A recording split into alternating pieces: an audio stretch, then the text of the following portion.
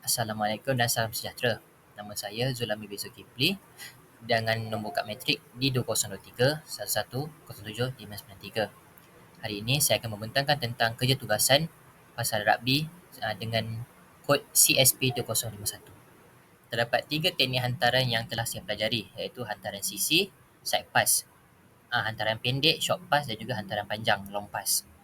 Hantaran CC digunakan untuk menghantar bola ke rakan di sebelah sambil berlari. Hantaran pendek pula digunakan dalam jarak dekat, biasanya semasa serangan hendak dimulakan.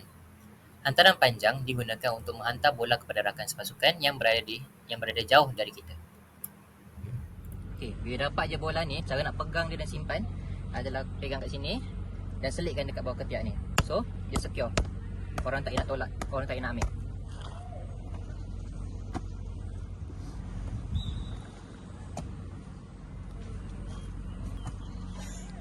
Okay. Untuk menerima bola pula, korang kena fokus tengok mana bola tu dan korang punya teammate. So tangan kena macam gini untuk sedia menerima bola, dan kaki pun kena bengkokkan sikit supaya kita ada steady position untuk terima bola tu. Okay. Dalam teknik hantaran ni, satu benda yang kita boleh buat adalah front passing. Sekian, terima kasih.